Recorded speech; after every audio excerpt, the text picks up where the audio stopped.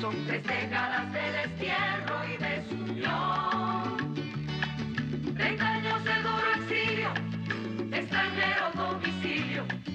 Qué pena de son que canta mi errante generación. Saludos amigos de Cuba y su historia, parte de la programación en español de la WLRN, Canal 17, Televisión Pública. Mi nombre es Alberto Müller. En el día de hoy, Cuba y su historia se adentra en un tema, yo diría, de los temas históricos alegres, porque hoy tenemos con nosotros a un médico y queremos que este programa se convierta en un homenaje a su vida, porque es un médico que ha dedicado su vida, médico cubano, que llegó como todos huyendo de ese desastre que se llama comunismo en Cuba y ha hecho una labor extraordinaria, monumental en medicina, como ginecólogo, como obstetricia, o como obstetra, y además como técnico y conocedor de la sexualidad humana. Me refiero a Alberto Domingo Bali, que además de eso es un gran amigo mío. ¿Cómo estás, Alberto? Muy bien, Alberto. Mil gracias por la invitación y de verdad a mí me une una gran cantidad de sentimientos de amistad importantes porque hemos compartido un buen número de años en estas lides. Yo lo sé, llevamos años. Ya llevamos años, cómo no. Pero hoy Cuba y su historia va un poco servir de homenaje a este hombre que ustedes ven ahí en pantalla, un hombre de humildad propia, un hombre muy profesional y un conocedor para regalar conocimiento. Háblanos un poco de tu origen como Camagüey, donde naciste, porque es una tierra que conocemos además. Cómo no.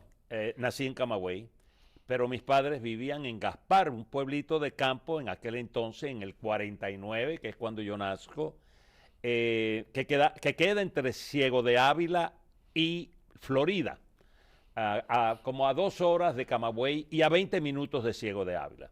Hoy ya es un pueblo más grande, ya tiene edificios de 2 pisos, ¿no? Antes no había eso. Tiene algunas calles asfaltadas. Claro. Ese hoy se construyó antes de la revolución, casi seguro, ¿no? Bueno, sí, se construyó, las cosas importantes se construyeron antes de la revolución, pero ellos aumentaron el número de viviendas, sobre todo de viviendas pequeñas y viviendas de 2 pisos con Mira, la revolución. ese eres tú de niño. Ese soy yo de niño, sí. Ahí estoy, una de las fotos. Ese es mi padre, que en paz descanse, en el Paseo de Gaspar.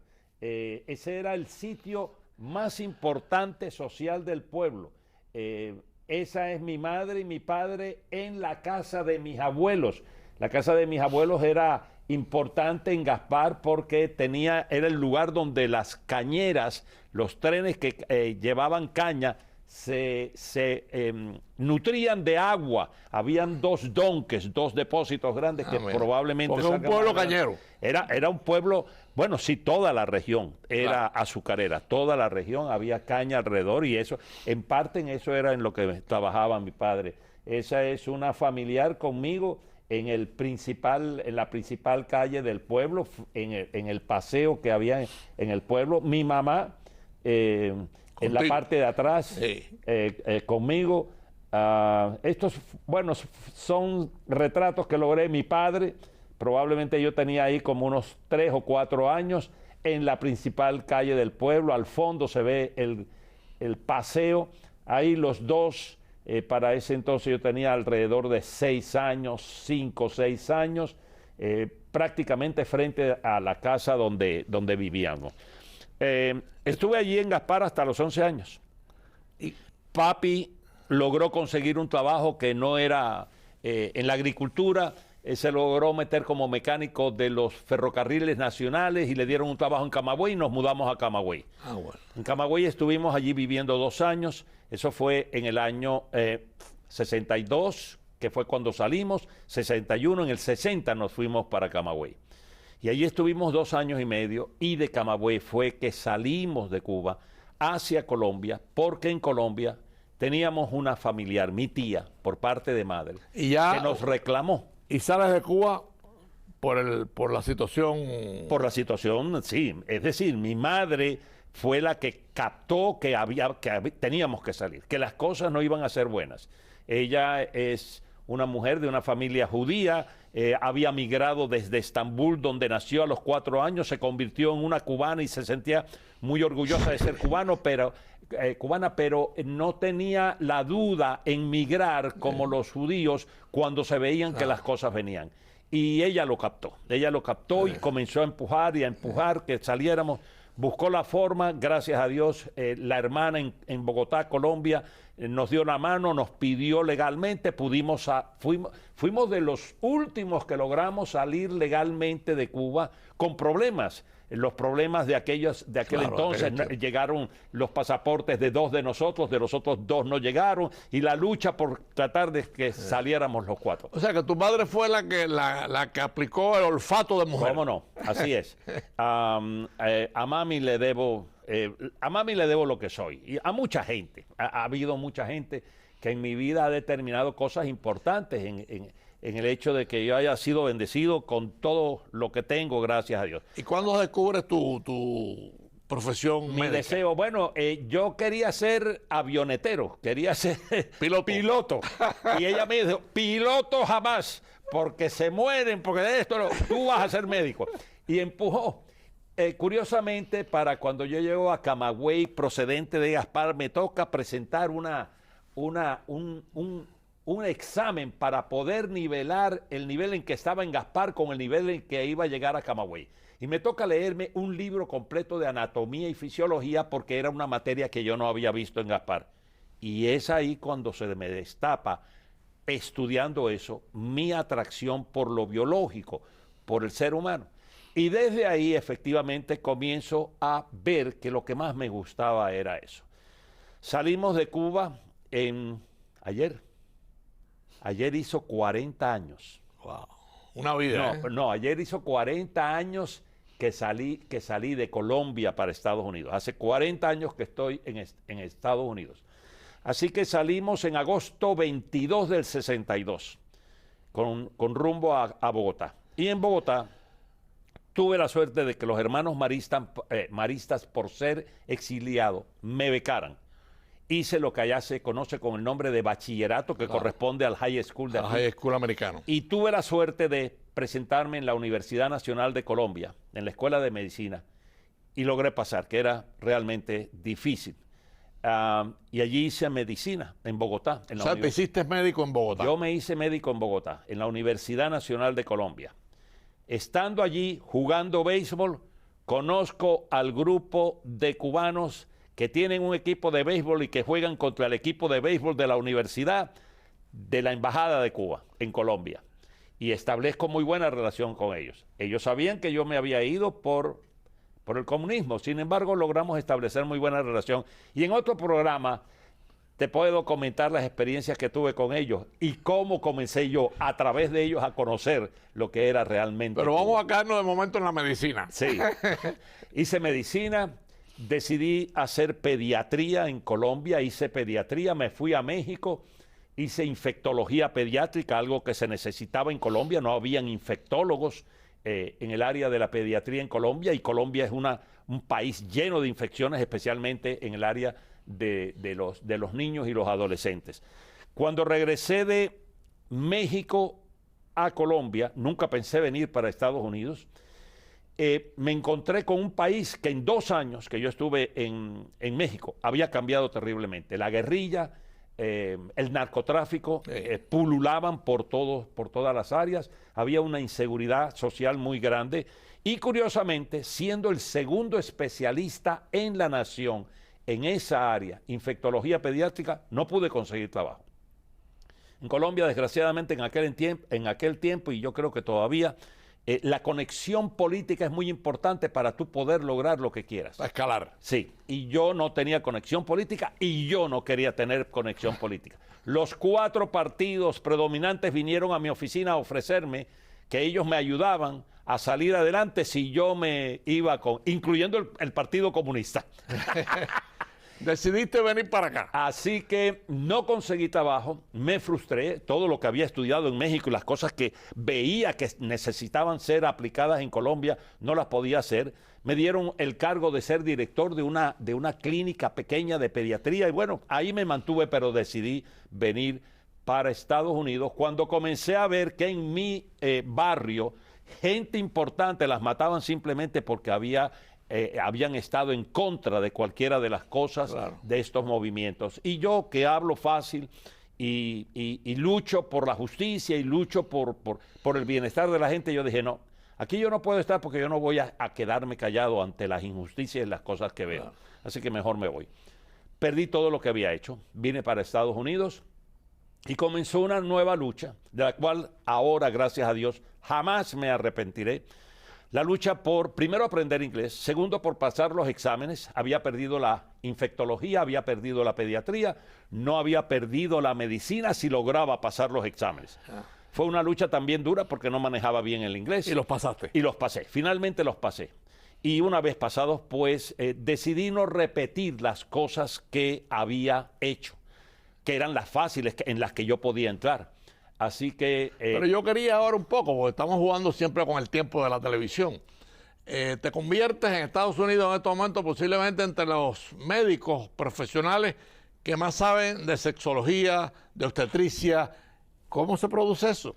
Bueno, en pediatría, cuando estaba en Colombia, me di cuenta de la necesidad que había de que los padres pudieran hablar con los hijos acerca del sexo y no eran capaces. Así que mi primer estudio científico, real, serio, lo hice allá. Y lo presenté en un congreso mundial que se hizo en Colombia sobre sexualidad. Eso me impulsó, me abrió las puertas a algo que en medicina la gente no se mete ni considera que sea importante. Desde ahí comencé por mi cuenta a prepararme. Desde allá ya sabía de ciertos institutos y ciertas instituciones aquí en Estados Unidos con las que me contacté para ver si podía hacer estudios de posgrado. Pero ese sueño se me vino abajo y solamente hasta el 2006, habiendo terminado obstetricia y ginecología, estando trabajando, pude ir a una institución seria a hacer un máster primero y luego hacer un PhD en sexualidad humana. Y desde ese entonces es el hobby intelectual que más tengo y en el que he logrado hacer cosas de las que yo me siento muy orgulloso porque he logrado descubrir cosas importantes que tienen repercusión. Por ejemplo, danos un ejemplo de esos descubrimientos. Bueno, por ejemplo, tenerle que enseñar a la gente que es importante que la función sexual se mantenga hasta que nos morimos. Entendemos que debemos de morir viendo, oliendo, oyendo, respirando, moviéndonos, pensando. Y nos han enseñado a través de una educación sexual represiva de que el sexo, siendo para, erróneamente, la reproducción, no lo es para el placer principalmente. Uno a las edades nuestras no debería estar pensando en eso, mucho menos una mujer. Y no, uno a las edades nuestras todavía siente atracción y siente el deseo. Inclusive cuando han disminuido las hormonas que nos dan el deseo sexual. Y mantenerse sexualmente activo evita, más en mujeres que en hombres, un montón de problemas graves que en muchos casos llevan a la muerte. Nadie habla de eso, nadie, cuando digo nadie, yo no conozco en el sur de la Florida otro médico que haga la historia sexual que yo hago a cada paciente que me llega. Un paciente de 4 meses de edad que es una mujer o un paciente de 100 años de edad que es una mujer. A ellos le hago una historia sexual. Y cuando te metes en ese campo, Alberto, descubres un montón de diagnósticos que los demás no hacen y un montón de problemas que la gente inhibe y que no se diagnostican y que no se tratan. Amigos de Cuba y su historia, para los que han sintonizado tarde, se han perdido ya la introducción de un programa especial porque tenemos con nosotros al doctor Alberto Domínguez Valli, que no solamente es un experto, un obstetra que ha ganado un prestigio por su trabajo, sino además el hombre posiblemente más conocedor de la sexualidad humana. Me refiero al profesional, porque ha hecho estudios sobre eso.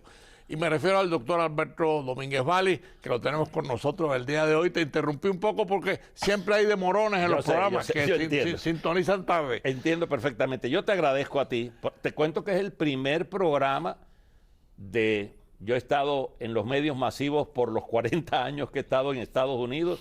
Es el primer programa en donde me invitan a hablar de mí, a hablar de mi vida. Y mi vida es curiosa y es bonita. Pero además tú te lo mereces, porque yo conozco lo que tú has hecho en congresos internacionales, las tesis que has presentado, todo lo que ha avanzado ese tema, como tú lo acabas de decir. Pero bueno, ahí te dejo, porque te interrumpí porque era la mitad del programa. Pero... Bueno, por ejemplo, eso que acabas de anotar, nosotros ayer enviamos a una sociedad que para mí es la sociedad más importante en el campo de la sexualidad, que tiene su congreso anual este año en Filadelfia en noviembre. Hasta ayer era el día límite para enviar proyectos de investigación en los que yo participo, en los que yo creo aquí, especialmente con estudiantes de medicina. Soy profesor del FIU, de la Escuela de Medicina, y también de residentes que hacen residencia en algunos hospitales, pasan por nuestros centros, allí se entrenan y yo los utilizo para que hagan investigaciones con las ideas y los pacientes y las cosas que vemos. Y ayer terminamos de enviar alrededor de 25 proyectos para ser presentados en noviembre en esta, pero no solamente en esa sociedad, lo hacemos también en la sociedad de obstetricia, en la de ginecología. Algunos muchachos se meten en otras presentaciones. Lo cierto es que... Ese es el Congreso de Filadelfia que me hablaste. Ese de Filadelfia es el sobre sexualidad. Es en toda la mitad de noviembre. Estaremos pendientes de cuánto de todo lo que nosotros mandamos es aprobado y entonces realmente lo presentamos. Pero hemos sido muy aceptados en años anteriores, en otras sociedades. Casi todo lo que mandamos nos lo aceptan y es muy agradable hablar en público y presentar cosas que uno ha hecho a gente que son no solamente a nivel nacional, sino a nivel mundial. Claro. Eso es una satisfacción muy grande, pero cada día tengo la satisfacción, por ejemplo, ahora de saber que salgo de aquí y muy probablemente reciba 2 niños y la alegría que eso produce. Eso me ha dado más satisfacción que la pediatría en la que me involucré inicialmente, aunque la pediatría me ha ayudado muchísimo a entender mucho más y a enriquecer la obstetricia y la ginecología. Claro. Yo he sido afortunado, yo me quejo mucho, critico mucho, pero realmente, a pesar de que he tenido todas estas altas y bajas que te he comentado, como el haber tenido que decidir salir de Colombia y haber perdido lo que había hecho allá y en México, el haber luchado nuevamente por salir adelante. Este Congreso de Filadelfia está considerado posiblemente uno de los congresos superiores de sexualidad. Bueno, el Congreso es de la sociedad que se conoce con el nombre de la Quadruple S, la sociedad de la 4 S. Y es porque es The Society for the Scientific Study of Sex, es decir, la Sociedad para el Estudio Científico del Sexo. Es la más antigua sociedad de sexología que hay en los Estados Unidos. Para mí es la más poderosa, es la más seria y probablemente no sea la más importante en Estados Unidos, probablemente sea la más importante en el mundo. Yo presenté un trabajo que el trabajo produjo un montón de consecuencias investigativas en el 2010, por primera vez en esa sociedad, en Las Vegas.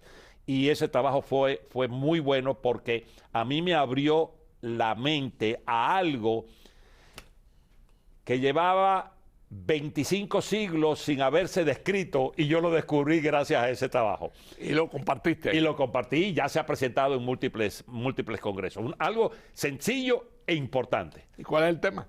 El tema es dolor con la relación sexual. Se llama dispareunia. Es uno de los trastornos de las disfunciones sexuales de la mujer. Dolor con la relación sexual, con la penetración. Es muy propio de las mujeres menopáusicas porque por falta de hormonas se les seca la vagina y cuando son penetradas le duele. Por dolor dejan de tener sexo. Por dejar de tener sexo yo he sido testigo de divorcios. Pero la razón principal por la que en mujeres no menopáusicas sucede eso es porque es uno de los síntomas más importantes de algo que es extremadamente común, una infección urinaria. Y si coges tú desde la primera descripción en el año 1500 antes de Cristo de lo que es una infección urinaria, que ya desde allá se describió más o menos con los síntomas y signos. Ya se conocían. Ya se conocían. Nunca desde aquel entonces hasta ahora nadie había descubierto que la dispareunia es un síntoma muy frecuente de una infección urinaria.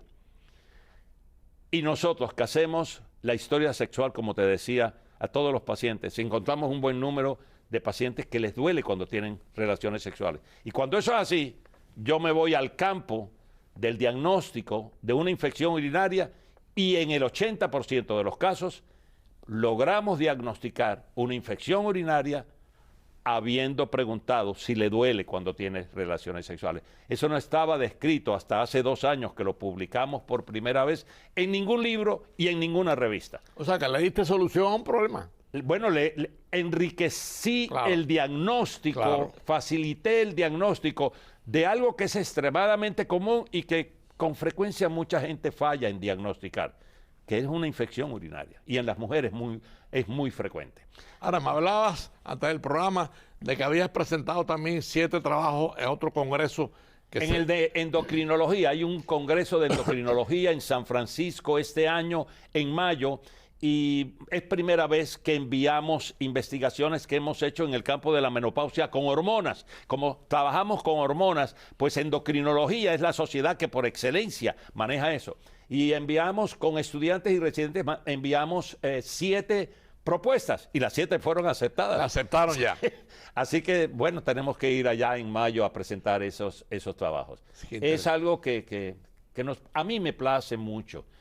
Yo, desgraciadamente, cuando perdí la posibilidad de trabajar en un medio académico, que siempre fue mi intención cuando estudiaba medicina y hacía especialidades, y lo perdí viniendo a Estados Unidos y no manejando bien el inglés, dije, no, se me acabó la posibilidad de hacer academia. Y un día, pues, Dios me mandó el regalo de que gente del FIU vinieron y me dijeron, usted quisiera ser profesor de la Escuela de Medicina, sabemos por su historia de que le gusta enseñar, que ha enseñado, nosotros necesitamos un profesor. Y ahí me vinculé con ellos hace aproximadamente 15 años. Veo todos los días, tengo estudiantes conmigo y los he aprovechado a ellos en la práctica privada para hacer este tipo de academia que solamente se hace en establecimientos académicos como una universidad o un hospital. Claro. Y los 7 proyectos que mandaste a Filadelfia, el tema... Los temas tienen que ver, por ejemplo, con el uso de la terapia hormonal en mujeres menopáusicas y cómo a ellas ese tipo de terapia les previene lo que más las mata, el infarto cardíaco.